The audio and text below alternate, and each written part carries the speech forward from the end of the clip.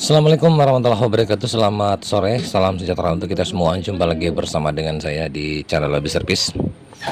Rekan-rekan, di hadapan saya ini ada sebuah PlayStation ya, PS2 ya. Ini keluhan kerusakan dari usernya itu adalah mati total, teman-teman ya. Oke, saya tidak usah panjang lebar, kita akan coba nyalakan ya. Kita akan lihat, perhatikan lampu indikator di bagian sini ya. Biasanya kalau PS2 itu dicolokkan, pasti lampu indikatornya itu berwarna merah. Kemudian kalau kita start seperti ini, maka dia on, maka dia akan berubah menjadi berwarna hijau. Oke, saya coba nyalakan ya. Saya colokkan di sini. Oke, sudah saya colokkan dan ternyata memang betul ya. PlayStation atau PS2 ini mengalami kerusakan mati total. Saya akan cabut dulu. Oke, kita akan buka ya. Tapi sebelum saya lanjut, jika teman-teman suka dengan channel saya, silakan teman-teman like ya, subscribe tadi, komen, dan jangan lupa teman-teman bagikan.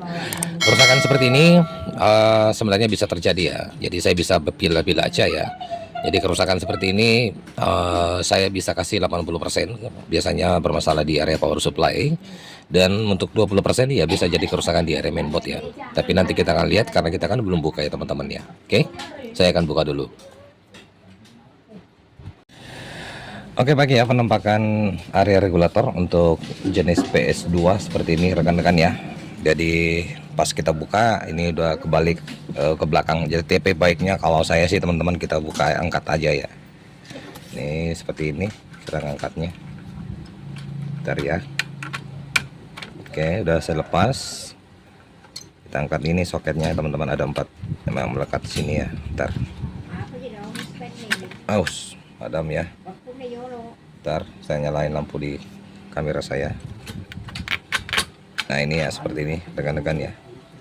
Oke, saya pisahkan dulu dari bodinya supaya kita enak untuk mengeceknya.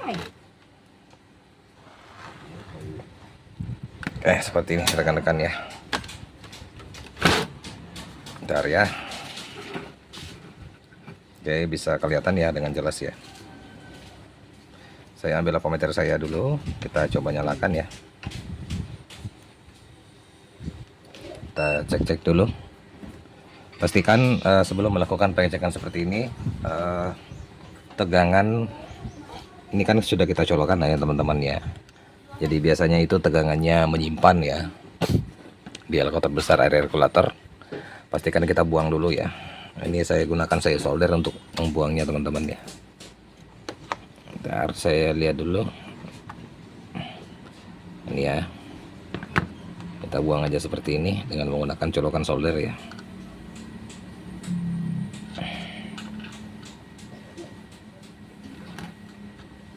Oke.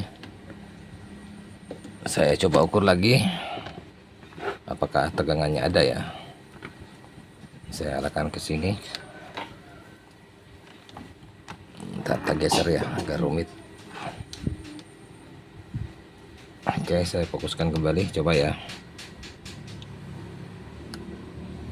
Oke, sudah tegangannya sudah tidak ada ya, cuman terbaca 4,8 kilo ohm ya. Ini. Oke, indikasi kerusakan ini juga untuk area blok tegangan AC. Nah, kemudian disearahkan oleh dioda dan difilter oleh sebuah elko ini. Saya anggap aman-aman saja teman-teman ya, karena ini tidak short ya. Oke. Ya. Kalau begitu rekan-rekan, di sini kan ada 2 blok ya, blok primer. Ini ada sebuah IC PWM juga ya. Nah, kemudian di daerah sini di area blok sekundernya ya. Setelah trafo switching ya, modelnya seperti ini. Ya, jalurnya ya. Nah, seperti ini. Jadi tegangannya masuk ke sini ya. Kemudian ada sebuah sekring ya. Ini kita coba tes sekringnya ya, karena mati total ya. Pastikan sekringnya dalam kondisi bagus. Nah, itu ya. Bagus. Dia terus ke sini, kemudian disearahkan oleh 4 dioda ini. Kemudian difilter oleh sebuah elko besar seperti ini. Ya. Nah, di sini ada MOSFET ya. Ini dia pakainya K2543 teman-teman ya. Oke, kita akan cek ya untuk area MOSFET apakah ada yang short ya. Kurang jelas ya teman-teman ya. Saya berdirikan seperti ini. Saya fokuskan lagi. Kita geser ya. Oke, kita coba cek ya. Untuk kaki mouspadnya tadi di mana ya teman-teman ya? Sini ya. Nah ini ya. Kita cek ya. Oke, aman-aman saja ya, tidak ada yang short. Di jalur primernya saya anggap aman ya. Dan kita ke jalur sekunder ya, yang ada di sini. Ini ditandai dengan garis hitam, berarti jalur sekundernya ada di sini. Nah, biasanya untuk jenis PS2 seperti ini dia mengeluarkan tegangan 12 volt ya teman-teman ya. Bentar ya. Oh sorry, sini ya. Nah seperti ini. Ini dia. Ini jalur primernya tegangan tinggi ya. Kemudian ini jalur sekundernya ya. Setelah trapo switching, kaki trapo switchingnya. Nah ini seperti ini. Trapo. Oke, saya akan cek di sini ya teman-teman ya. Ini elko ada 3 biji ya. Kita cek dia saja di elko besar ini.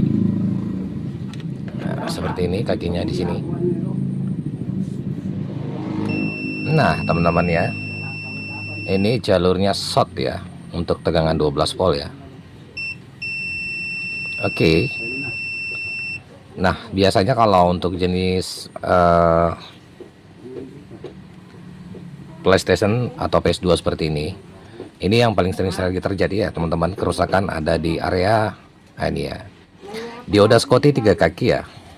Ini yang paling sering sekali mengalami kerusakan ya teman-teman ya. Untuk membuktikannya saya akan tes ya. Nah itu balik pun dia berbunyi ya.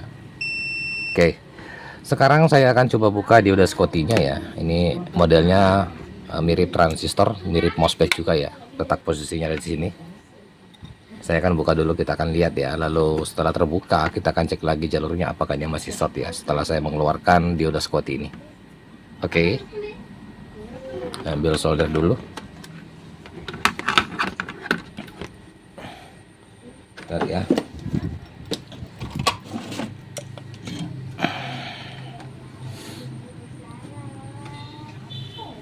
Mudah-mudahan saja bisa terlihat ya, nggak blur ya gambarnya.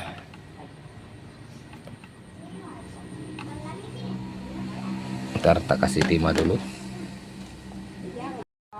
Oke ya, videonya sempat terputus. Dioda Scotty-nya saya sudah buka ya. Jadi penampakan dioda Scotty-nya seperti ini teman-teman ya. Ini ada dua versi ya. Untuk dioda Scotty ada yang menggunakan 2 kaki dan ada yang menggunakan 3 kaki ya.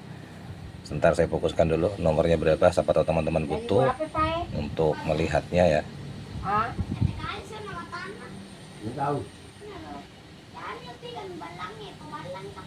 Nah itu ya, dia menggunakan MBRF 1560 CT ya. Oke, untuk datasetnya ini bisa kita buka di Google ya. Nah, menjadi kendala karena dioda Scotty ini agak sulit dicari ya teman-teman ya. Saya pun juga nggak tahu cari di mana ya. Kecuali kalau beli online mungkin pasti ada ya. Nah, saya akan mencoba melakukan pergantian dengan nomor lain ya. Kebetulan stok saya cuma satu aja ada ya. Kita tampilin ya. Atau kita nanti tes ya. Nanti kita akan tes teman-teman ya. Nih. Saya punya cuma seperti ini ya. Nah ini, ntar terdekatin ya. Oke, saya fokuskan lagi. Bisa nggak fokus ini? Bisa ya.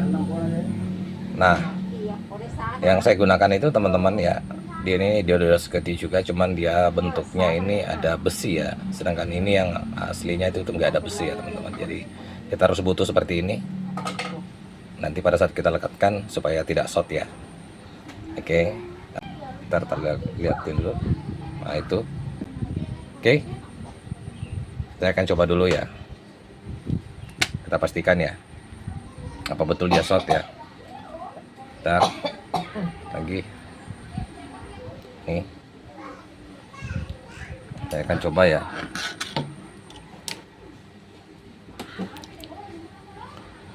Ini ya.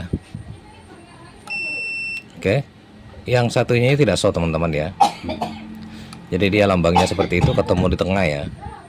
Ini sebenarnya gini ya. Sebenarnya tanpa melakukan pergantian sih bisa ya, tapi saya yakin kalau tanpa kita melakukan pergantian itu cukup seperti ini aja teman-teman. Jadi jalur yang short, jadi kita cari yang short ya kakinya seperti ini.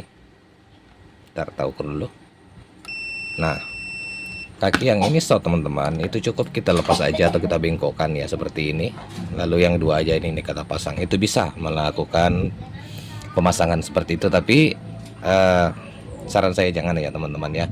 Kalau teman-teman lebih bagus cari penggantinya ya, karena saya pikir kalau misalkan cuma dua kaki aja yang terpasang seperti ini ya, PS-nya pasti nyala teman-teman ya, karena sudah tidak short ya. Ini kan tidak short aja. Saya teman-teman lihat ya, ini dengar ya, tuh saya balik pun dia tidak bunyi ya. Jadi bisa saja dia nyala normal kembali. Tapi saran saya kalau misalkan teman-teman punya pengganti, lebih baik teman-teman melakukan pergantian ya. Saya cuman pakai seperti ini ya.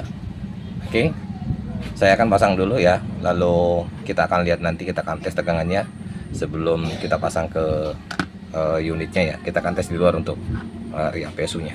Oke, saya akan pasang dulu. Oke, baik ya, pemasangan dioda Scotty-nya saya sudah lakukan teman-teman ya, seperti ini. Jadi saya belum potong kaki-kakinya ya, saya kasih sengaja panjangkan seperti itu ya. Bentar.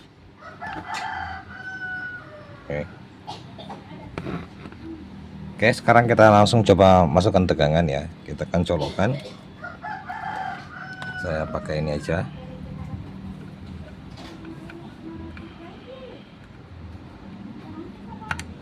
Oke, sudah ya. Apometer saya letakkan di sini saja. Lalu kita akan coba colokan ya. Saya letakkan di sini. Bentar, kita coba nyalakan aja ya. Oke, sudah nyala ya. Kita cek tegangannya di sini. Apakah sudah keluar ya? 12 voltnya. Nah, keluar ya. Cuman 11,75 ya, tapi nggak apa-apa. Ini kayaknya sudah normal teman-teman ya. Oke, sisa saya pasang kembali ke unitnya ya. Dan kita lihat ya apakah PS2-nya ini mau nyala normal kembali. Oke. Oke teman-teman ya, saya sudah rapikan semua dan sudah masuk ke dalam ya. Tinggal kita nyalakan ya. Saya on-kan dulu seperti ini. Oke, sudah on ya. Perhatikan lampu indikator di bagian sini. Saya matikan lampu di kamera saya supaya lebih jelas ya. Oke, saya coba nyalakan. Nah, tuh ya teman-teman ya. Sudah berwarna merah. Sisa kita start dulu. Oke, sudah berubah berwarna hijau dan kipasnya pun sudah berjalan ya teman-teman. Ini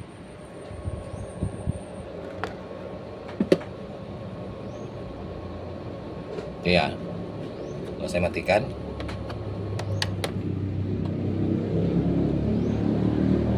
Oke, saya coba nyalakan kembali. Kita lihat lampu indikator sini sudah nyala. Kita start ya. Oke, sudah start. Kipasnya kembali berjalan ya. Oke, berarti PS2 ini atau PlayStation ini sudah berfungsi dengan normal teman-teman ya. Cukup barangkali demikian dari saya, channel Labis Service. Lebih dan kurangnya mohon dimaafkan dari saya, dengan ucapan wassalamualaikum warahmatullahi wabarakatuh. Sampai jumpa di tutorial selanjutnya.